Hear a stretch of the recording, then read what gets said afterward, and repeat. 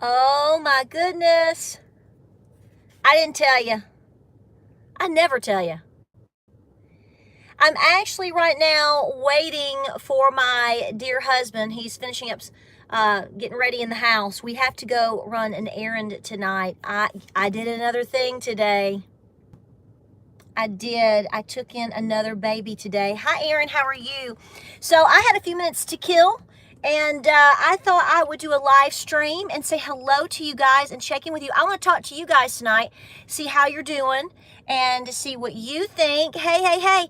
So let me tell you some news today. So I went and got another baby. I don't know if you saw my video from earlier, and I have taken in some sweet little babies from one of the local shelters, and I went back today and I got another one, and as you can probably expect, she's in the house right now.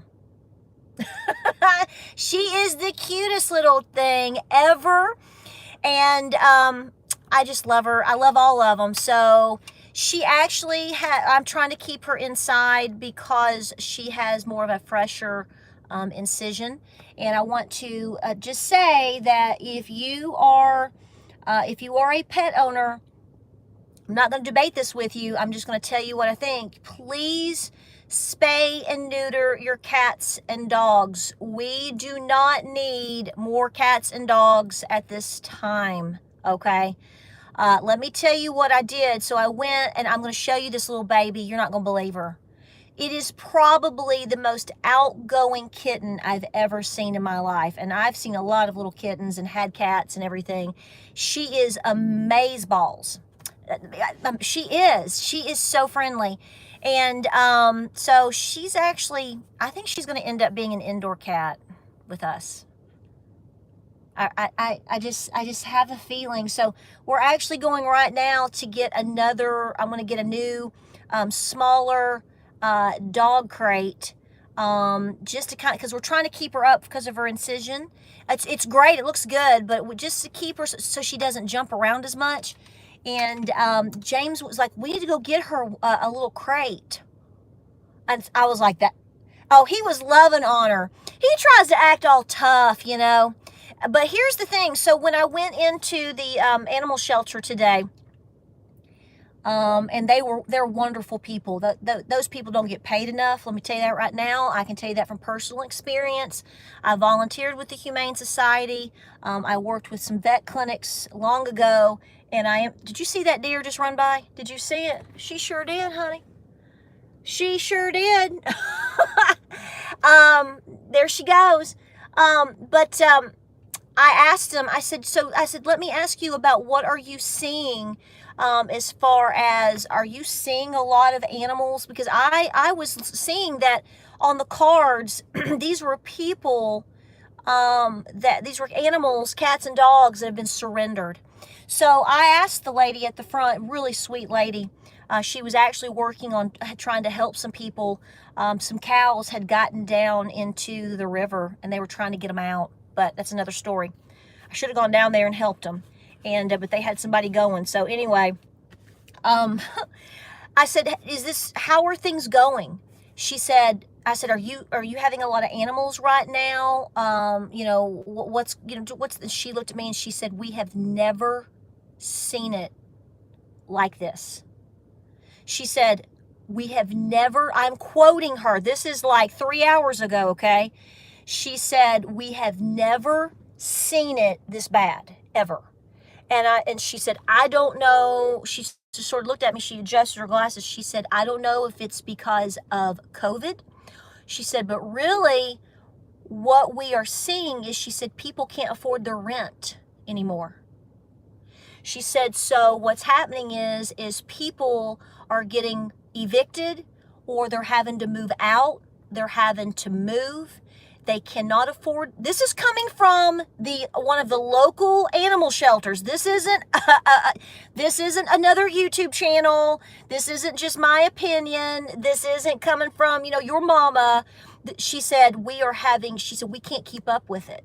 If you go on my video today and you look at the comments, you're going to see the same thing. You're going to see people, and on my Facebook, you're going to see people saying, I work at a shelter in North Carolina. We can't keep up with it. We can't, because people are dumping their animals. Not because they necessarily are not good pet owners. It's because their world is being flipped upside down. They're being evicted. They are having to move and they can't take their pets. She said the worst one are big dogs. And so what they're doing is they are trying to work with other animal shelters out of state. She said, we're trying to work with, she said, certain animals are liked more in other regions of the country. She said, for whatever reason, she said like hound dogs. She said, so we're working with some shelters up north, and then they are coming down, and they will take them and try to get them adopted out. But that you can't keep up with it. I mean, they can't keep up with it. I've had probably, I want to say in the ballpark, 50 to 100 kittens that have been offered to me in the last couple of days since I announced that I wanted to get them. And I didn't take any from anybody because, and I put this on my social media because I think some people got a little upset with me. I have animals and I want to protect them. And, local shelters are overran. I wanted to help locally. Obviously, when you adopt an animal from a shelter, you pay a fee. But here's the deal. They were already spayed or neutered. Some of them have already had their rabies shot, which is the last thing that they do. Also, they are chipped, and they've been tested for disease. So, I want to just, encourage you to take care of what you've got and help your local shelters because they are working overtime. And any vet that's helping them for free, a lot of them do as far as the surgeries and procedures. Please keep that in mind. So I just want to say, and also yesterday, so I've taken in 4 babies since yesterday, and bought them with my own money. But I just want to say this: I don't ask for money from you guys, so please don't think that I'm not. In fact, I don't want you buying any of my products. I just want you to know that. I'm not standing here trying to sell you one of my baseball caps or t-shirts, aprons, trying to make you go over and join my Patreon or something like that. I'm not doing that because I want you to take your money and I want you to go spend it. I want you to go buy beanie weenies today, okay? So I'm not putting down people that have private forums or do these things because everybody's trying to make it. But I want you to take care of you and take care of your critters, okay? So I just want you to know that. So when I say that, I also don't expect you to send anything for blessing boxes or whatever. We do what we do out of our own charity. But I will tell you that we have gotten some funds, and some of you said take this and do with it as you need, as where you see a need in your area. So yesterday I donated some money to the local shelter as well. I thought they were going to cry. So yeah, and I did it again today out of my own bit too, because there is a real problem. So I want you to know that this is if you see videos talking about that, it is a legitimate, serious problem. So whatever you can do in your world to help that, if you want to donate somebody, a bag of cat food if you can find it, if you want to pay for somebody's spay and neuter, that you can go to local places, you can Google them. There are places here that constantly are giving out vouchers, and they will, there are places you can go to, spay and neuter your pets for free or for little money. Please do that. That's right. Milkman, you're a real classic right there. So anyway, so take care of, all that you need to take care of, shelters and whatnot. If you really, really want to, help out, that is definitely something to consider. But what it really speaks to is people are losing their homes, and people are literally being uprooted. They're being uprooted, and so therefore they're having to make hard decisions. So when people tell you that, we're not in a recession, and that we're not having issues, you need to head out and find out, because you're going to find out really, really quick that there's a problem. See, this is what you look for. So what are you saying? So do you think that things are getting better?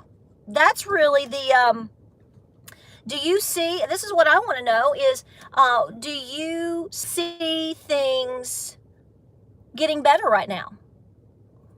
That is, that is the question. I mean, when you go out, do you really see people, just absolutely just knocking it out of the park these days? I mean, even if they are still eating out or going on vacation, I mean, what do you see? Because I see people, I don't see that. No one that I know is, even if I know people that necessarily don't live like I do, they're not talking about how things are just great right now. They're not happy with their 401k. I don't know of anybody that's hammering it down on you to invest in the stock market right now. Does that feel fun right now? And what are people saying about food prices?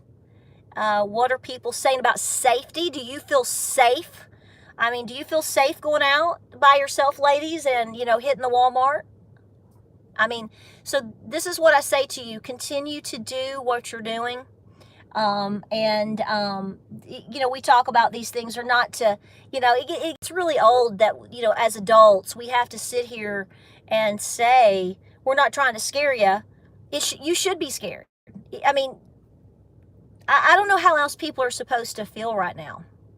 I think maybe I have a different perspective because I'm a mother.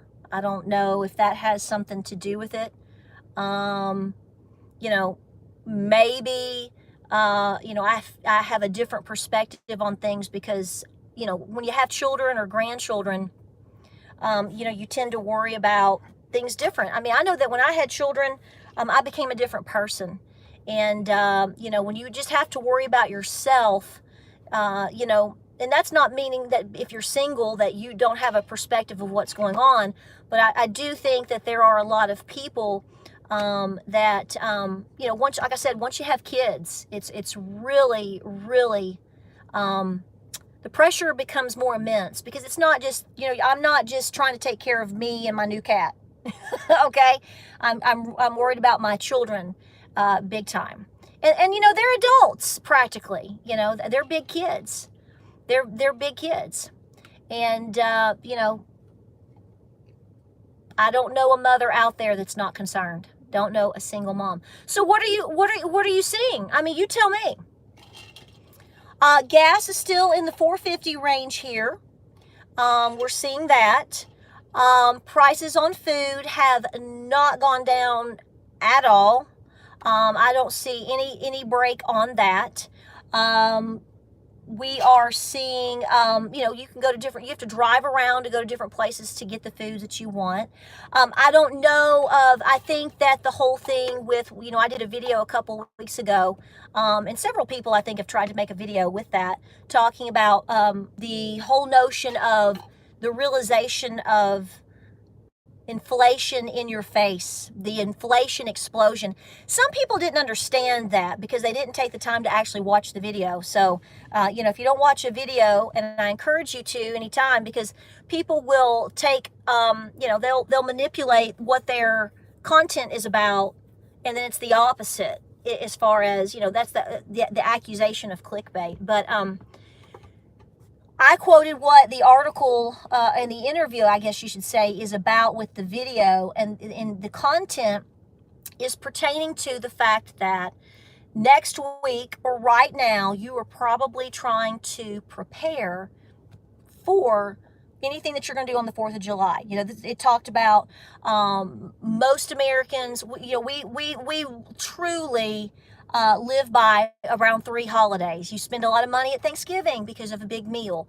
You spend a lot of money at Christmas time, which is right in that range right there because of holiday festivities or whatever. People tend to start pulling back in January, February, March because they have to pay off bills. The weather in a lot of places isn't that great, so you're not in vacation mode necessarily yet. At least we aren't. So, you really, in the heat of summer, most Americans like to really do something nice for the 4th of July. And, go somewhere, get fireworks, woo, we celebrate. We celebrate Independence Day.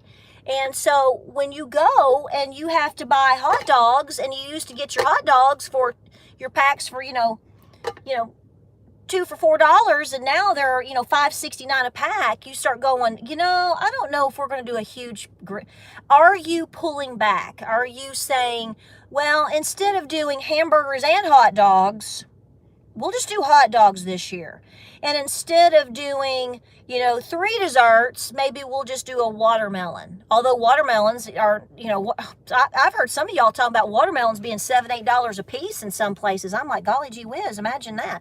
So I think that's the whole notion, is that people that, have been saying, no, nothing's going to happen or whatever. I don't know what a vacation is. I don't know. What I like? We have sort of, even though we have to work and do what we do, being home on our homestead is a vacation for us. I don't have to try to plan to go somewhere. We can, we get up and get our work done, and then we can relax here. We're not trying to, run away from. We have built a life, so to speak, that,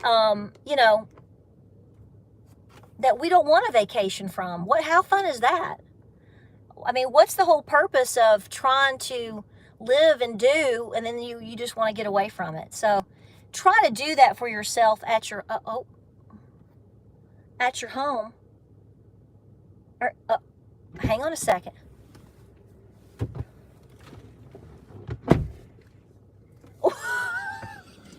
Hello, neighbors. Are you ready to go? It's a beautiful day in the neighborhood. See, everybody out there always thinks it's the woman that is trying, that holds up. Are you ready to rock and roll? Are you ready to go? I'm trying to hold this cell phone. Looky there. Is your name Jeb?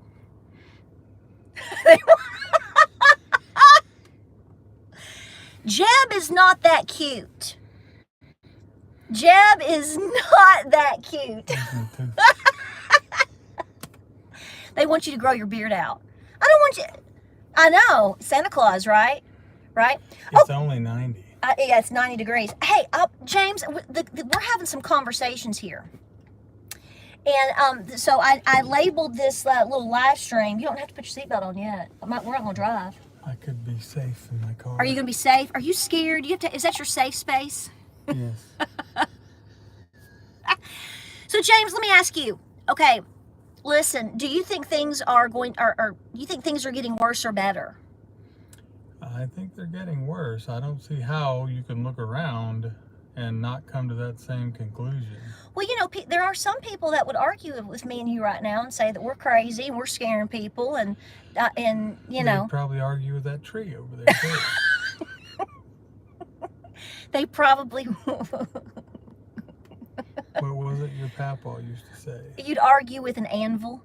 Mm-hmm. Yeah, that's what we say down here. If you just would argue just to, you'd talk, you just want to hear your head rattle. You'd speak just to hear your head rattle. So what do you think people should be doing right now? Well, I think the most important thing is to have food, water, and shelter.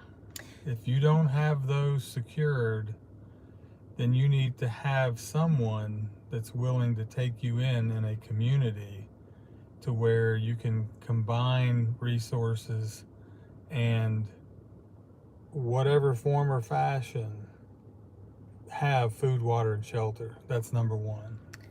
So what do you think about the stock market? You think we should just be firing it up right now, buying in the dip and going crazy and doing all this wild, wacky stuff with the stock market right now? I'm not an investor, but I would not put my money in the stock market. Okay. It's too risky. And the overall trend right now, the overall lengthy trend is down. Right. See, okay, so here's the thing.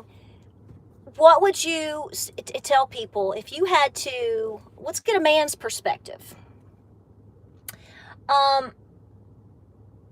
If you went to Aldi today, okay, if you went to Aldi and had to pick up items to start putting things away, what would you tell people? I mean, I know you're a dude, and I do a lot of this more than you do, but you've been with me and stuff when we do stuff. So what do you think are some important items? Because I'm going past the whole idea of growing your own food. So a lot of people can't, or they've had a really bad year. So what would you buy? What would you buy? What would you do? What are some of the essentials? What's the most necessary thing for survival? Well, water. Okay. So start with water. If you have a water source, great. If you don't, start buying the cheapest bottled water that you can find, whether that's spring water or purified water. Water is water, and you need a lot of it. And if you have more than you and your family, you need a lot for each person.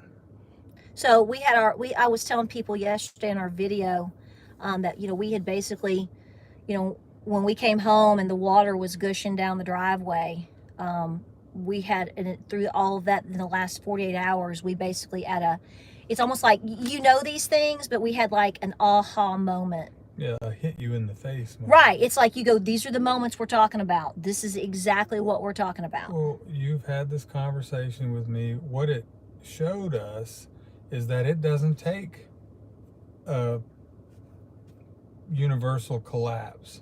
You could just be sitting in your home and everything's running along smoothly, and boom, you're all of a sudden without water, and all businesses are closed because of the time of day, and you've got laundry to do, you've got animals to feed, you might need to cook still, you need to shower, shave, use the bathroom.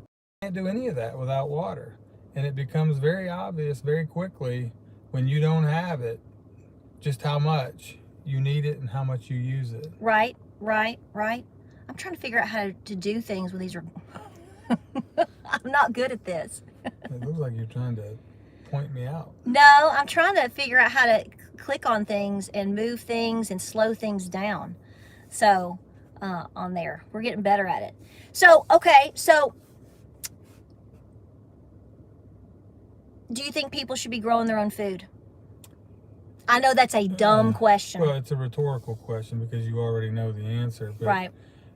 So this is two parts to this. The short answer is yes, but the reason why is because you need to know how, because there's a learning curve. People don't just naturally throw seeds on the ground and the beanstalk pops up. That's fairy tale. So you need to have the right type of soil. You need to know when you plant stuff, how you bury it, how deep, how you prune plants, how you care for them.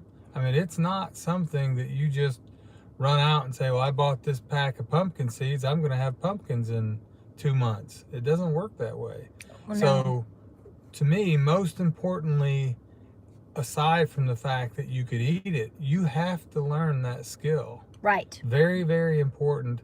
And that's why people 100 years ago were more suited to make it than we are today, because more of them had that basic skill. So when times got hard, they could plant a garden, or most of them already had gardens. And you and I have talked. People from my family and your family, as rural as we grew up, a lot of them probably didn't really recognize that there was a Great Depression because they were so poor that it may not have impacted them the way it would have folks in more urban areas. So I want to say this. I'm going to put you on the spot. because I think people think that you're like, Spot. yeah, you're so cool and smart and, educated and good looking. Yes, I know all these women. Great personality. Yeah, all that. But when you're talking about this, what does your dad do for a living? I don't think people. He did a lot of things, but it was mostly manual labor type things.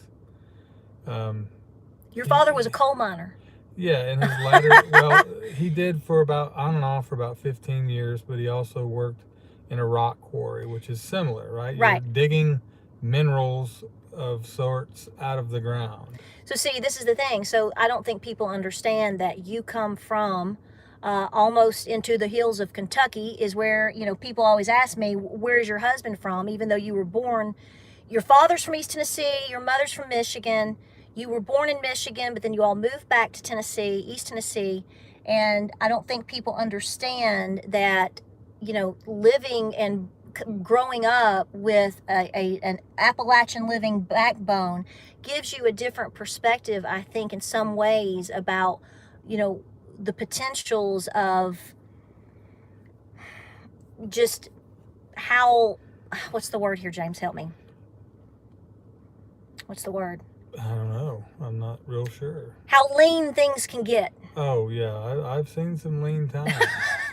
Okay. In the 80s, when the mines were open and shut, and my dad had no employment, my mother was a stay-at-home mom, it was lean. Lean. That's poverty. Yeah, it was worse than lean. That's a compliment to the way it was. Right. So I think that a lot of people don't know that about you, and they ask me, and so I think that gives credibility to you having a perspective of how bad, even in good times, how lean things can be for people. And my parents were very religious, and had it not been for the church community, things could have ended up very differently with us. So here's the thing. We'll talk about this and we'll close it out. So speaking of that goes into, well, basically society having a moral code. I think that's very important. If things were to get rougher, let's just put it that way, because that's the theme of this live stream is, do you think things are depressing? Do you think things are going to get better? So let's go for it here. Do you think that if we were to fall into a category of basically being in a Great Depression, let's just say, okay, do you think people will be as civil as they were in the early 1930s? No, not at all. I don't think there's a snowball's chance and you know where, because with the moral code that this country was founded on has eroded so far and declined so much that I think that it's going to look like some movie out of Hollywood where you're trying to escape a large city and it doesn't end well. Are you scaring people? Well, I'm not trying to scare people. I'm just trying to be honest in my assessment. And if that's scary, then use that as motivation. Don't shrink into your shell. You know what I'm doing though, because you know how much I've gotten heat from saying I'm just trying to scare people. This conversation and none of her videos is about trying to scare you. This isn't they call it fear porn. This isn't fear porn. This is honest communication, because without it you'll never even start to get prepared, because you won't worry about anything happening. Now, wait a minute. Are you trying to tell people that are watching right now that I'm not making videos just to scare them and get clicks? Are you saying, James Marlowe, that I actually believe these things and I'm telling what I really think and that this isn't fakery? Yeah, anybody that knows you knows you tell people what you really think. There's no question about that. But no, I mean, in all seriousness, all jokes aside, if you don't recognize what's happening, you won't take the appropriate steps to address it. And that's the same thing as saying you won't prepare for what's coming. Well, here's my big point with it. And I think a gentleman the other day said something really nice about how some things get misunderstood. And, you know, being prepared in general, look how long it's taken us. Now, I'm not saying everybody's going to go out and start a farm. Okay, I get it. But even if you just, especially with things being so expensive and things being more difficult now, and since we've come out of the last 2 years, which was a nightmare, a blessing in disguise, really. The last 2 years should have taught everyone why you need to prepare. Well, that's a good point. That's a good point. I've had a lot of people say that. They're like, I don't understand how people have, you know, if you came out of the last 2 years, why you can't see that you need to always be prepared. I mean, that is crucial. Look how much harder it is. And I'm going to use this just as an example, but look how much harder it is to go to a business and get what you need. Whether it's a restaurant and they don't have enough servers, you can walk into a restaurant around here and there's 15 empty tables, but there's a wait for 40 minutes because they don't have the workers, servers to serve the tables. Well, and there's been times also we've gone to eat and there's things that they can't even serve you anymore because they can't get in the products to supply you with that. You know, we had to get our car fixed. How long did it get? Well, we still don't have our car completely fixed because they didn't get the right clip in. You know, the wait to do anything, I don't know how we're ever going to come back from that. I don't know until people, you know, I think we need to stimulate people to work as opposed to sitting at home, but that's another conversation. And the further this decline goes, the more those things get magnified to a point in the not so distant future where it may be that you don't even leave your home to go get something because you know it's not available. And so you have to start figuring out, well, if I can't buy a new tool, let's say I'm in the garden, I need a shovel, what do I have that I can make one or make something that will work the same way? Right. You're going to have a ingenuity about you. Are you saying you need to be smart? No, I'm just saying that desperation brings out people's common sense sometimes because they forget about depending on others and they start trying to figure things out themselves. Right. So, right. So they say necessity is the mother of invention. Okay, so people need to be stocking up on water, basic foods. Yeah. You've got to get those first to the point where you're comfortable. And what for how long, I don't know. But I would start and I would just go until I felt like I have more than I need. Right. And then you have to, like I said, you have to consider, is there family members? Are they doing anything? Are you going to let them in? What's your community going to be? Because it's going to be hard without a community. It's going to be much harder without a community than it will be with one. Right. And you have to have these honest conversations about, hey, we're not crazy.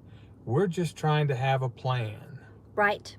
And so it's not about scaring them into doing something. It's about bringing them in to do something, leading them down that path where they become assets instead of liabilities. Well, honey, I'm proud of you. I think you've sort of just busted it wide open for everybody. And I appreciate you taking up for me. Honey, I always take up for you. You took up for me tonight. I feel like a hero just rode in on a white horse. I tied it up over there at the barn. That's the one creature we don't have. I told him about the kitty cats, the new one. Well, if we could trade our cats for a horse, I would do that immediately. You would not. No one believes that. Nobody believes that whatsoever. They'll believe it when they see me hooking 4 cats up to a plow. We won't get a whole lot done. That's like trying to milk a gerbil. Well, guys, we appreciate you being here tonight. I told them we were going to go get a new little cage for that little baby that I got today. So that's where we're headed to get the kiddie pool. Yeah, that would be awesome. I don't know how that would work with the kiddie pool. You got them talking about that. So, but the moral of the story, folks, is you're out there in the world and you're seeing what's going on. You don't. They say you get too excited. You need to calm down. They really don't know. You're just this way all the time, unless it's football. True. James is not this calm when the Tennessee Vols play football. So I just want to say right now that this is not the demeanor that happens during not NFL, not just SEC. It is the orange tea there. This is not the same person. So I just want to let you know that in advance. It's intense. It's for real. Anything you want to say about that? Go Vols. Go Vol. Well, guys, you stay busy out there. We appreciate you, don't we? We talk about the incredible support that we're getting from you guys right now. You are part of our community as well as your own community. Without you, none of this happens. And without this ability to communicate, the ship goes down. Well, I think this is the last frontier for Star Trek. Yeah, we all know that Tennessee was the original frontier, but you're really talking about a final frontier in terms of people really being able to, I think, look out for each other. Mm-hmm. That's the whole point of, I talk about things in our videos, and I try to, point that out as far as, your emails. I'm trying to keep up with the emails. They're overwhelming.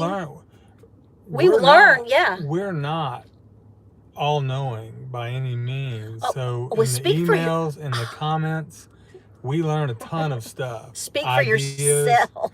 Okay, I'm not all-knowing, even though I'm called a know-it-all. That's just a nickname. But she is much better at this than I am. I'm just sort of the heavy lifter. You're pretty smart. You're pretty smart. We do things differently, and we have to bounce off of each other. But we also bounce off of our close friends and family and people in this community, because we're constantly learning. I mean, when we've had our conferences, you can clearly see that that really matters, and we've made some really good friends through that. And we communicate. I'll get texts, or we get messages, or we get emails of things that are going on, and that's what we're trying to create, in that. Because I say, we may make a video, and we may be silly, or we may talk about something, but we try to, we know that people go down to the comment section and read what other people are saying. Mm-hmm. Other people learn how to start a fire.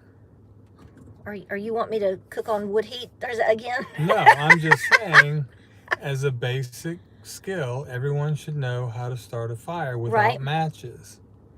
So if you don't know, Google it. Watch a YouTube video. It's not that difficult. It's a little intimidating if you don't know. I'll tell you. But because of the conference, we made friends with some reenactors that live this stuff. You could drop them off, I think, anywhere, probably in the United States, maybe some of them around the world, and they would survive.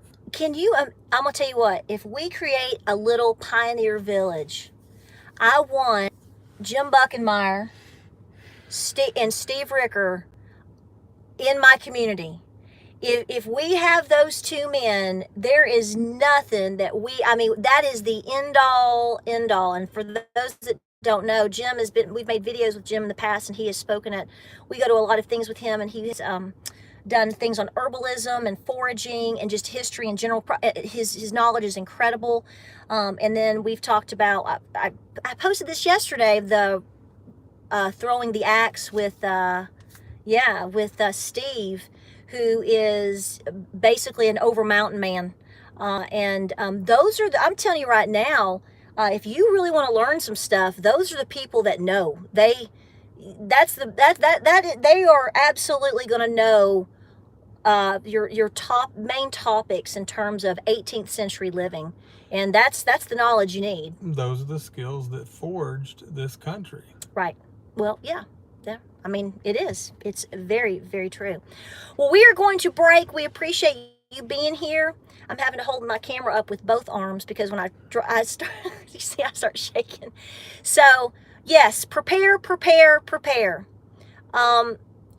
James, as I've told him, if nothing never happens, and you and I are sitting on the beach and everybody gets to see you in your leopard Speedo, and because that's the bet, that I hope we win that bet. I'm not sure that wouldn't be worse than the apocalypse. Honey, but it will blind you. You can take your items. Yeah, you're a little bit different than I am when it comes to that. So, but you can take your items and donate it to people in need. You can take your extra cat food and take it to a local shelter. They need the help. You can find any type of community around you, and that it's endless needs. I was telling about what the shelter was telling me today, that the surrendering is just incredible. It's not about stray animals running the streets and feral cats, mama cats having babies out in the bushes. It is people that are being kicked out, in a sense. Not kicked out, but I know it's getting late. They're having to move out of their apartments. They can't afford their rent anymore. Rent has gone up, and so because they are having to move, they are surrendering their pets. Big dogs especially. I don't know dogs, I guess because it's harder to live with a larger dog maybe that barks. I don't know, obviously. But that is a legitimate, real issue. It's a sign also. Well, that's what I'm saying. Somebody said something about, she's more concerned, about us feeding cats and dogs than, feed your animals but starve your kids. No, that's not what I'm saying. That's a stupid comment anyway. What we're saying is, it is another indicator that things are not normal. I mean, that's what the lady said. She said, this is not normal. I just said, what are you seeing? What's going on? And she said, this is the worst we've ever seen. This is the worst we've ever seen. She said, this is, we have things that are turned in this time of year that's normal, as far as, kittens and things. She said, people are having to give up their pets. They're just having to give it up. So what's happening to it? So why? Rent's going up. Gas has gone up. Inflation is up. People are losing their jobs. Plants, food distribution. It's going to impact this community. It's already a small community, and I don't know what the exact percentage is, but I imagine it's significant, the folks that work there. And when that plant shuts down overnight, those folks that get laid off, they have no source of income. Well, right. So, we know how that feels. And you at least they're given, some people aren't even given a heads up. You go to work, you do your job, you go to lunch, you come back, boom, you don't have a job. So that's something to think about. Well, we're going to break. We're going to go take care of this little baby. And we appreciate you being here. We have more videos coming up. We might take a day or two off for the 4th and, work around the farm. Our vacation is working our farm. But we do it together. But we do it together. Hey, we got to finish digging those potatoes up. And we got to can all those potatoes. So y'all have a great night. Stay very busy. Stay cool. And we will see you soon. You did good, honey. Stay upbeat. Excited like me. They're not seeing Tennessee orange, so that's not going to be possible. So, all right, guys. We'll see you on the next live stream and the next video. Bye. Hang on. Let me hit the X. I'm going to have to switch to here and go